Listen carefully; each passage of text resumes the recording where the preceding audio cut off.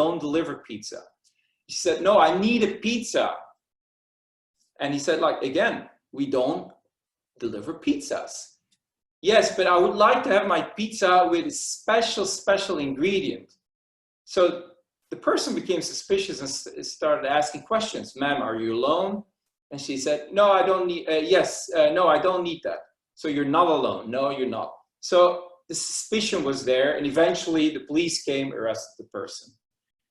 We know that AI will have more problems doing that, because very rationally, we're not a pizza house. You ask for a pizza, we can't deliver.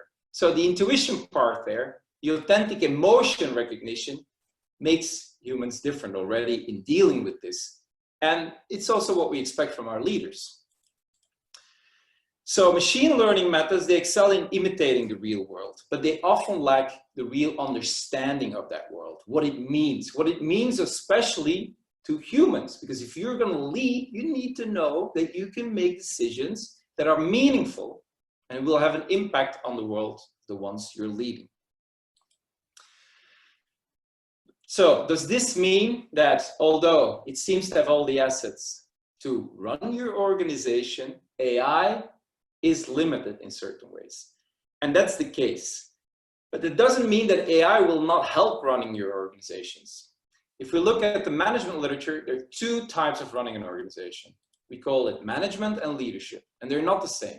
Many people equate both concepts. Managers are the same like leaders, but that's not true.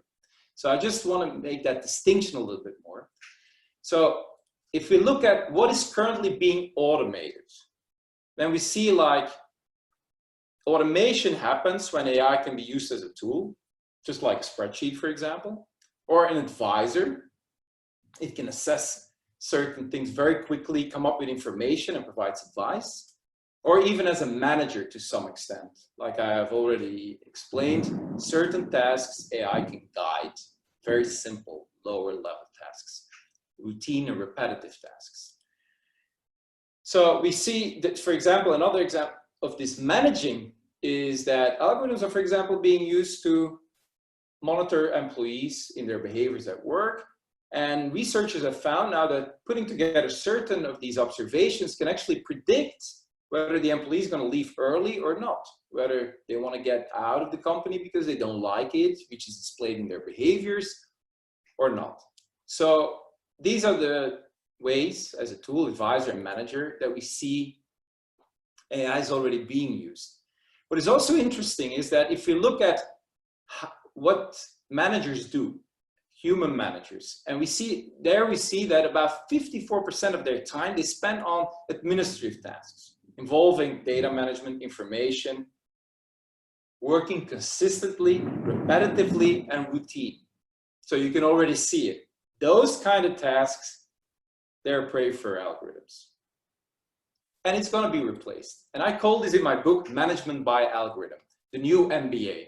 Of course, when I say this in my classes, the new MBA, students sometimes think like, oh, what do you mean? So I'm going to be replaced completely? Yes, well, if you only have a management mindset, that may happen.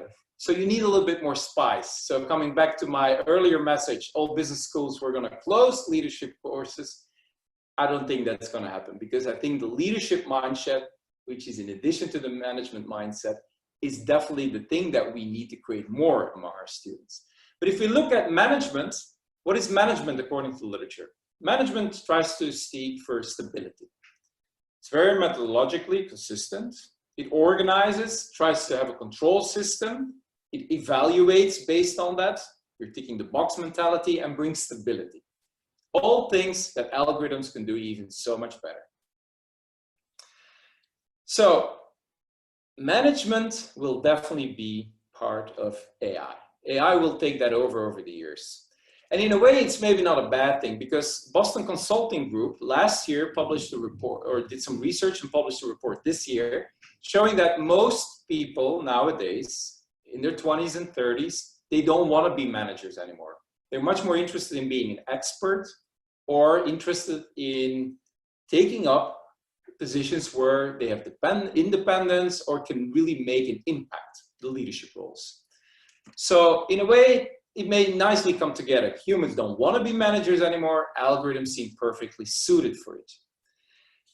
But allow me to go back to the example that I provided of Amazon and their assembly line, where robots, algorithms were basically supervising humans and could even fire them. This has been described in the media in the last year or so.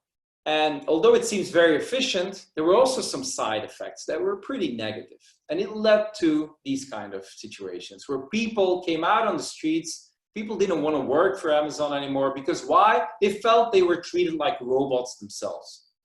So they were making very clear, we don't want to be robots. We are not robots, because a system that keeps processing in a very accurate, consistent, repetitive way the goals you need to meet based on your performances. Remember, everything's observations, we feed that.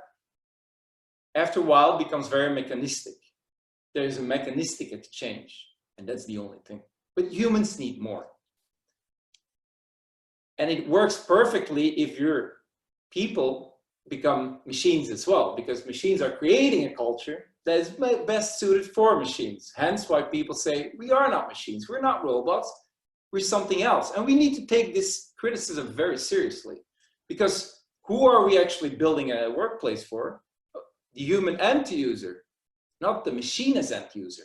Douglas Rushkoff, for people who are really interested in this argument in Team Human, makes a very compelling case for this. So the end user of any decision-making process is always humans when technology is involved, and not technology itself. And I see this kind of mindset emerge very quickly. And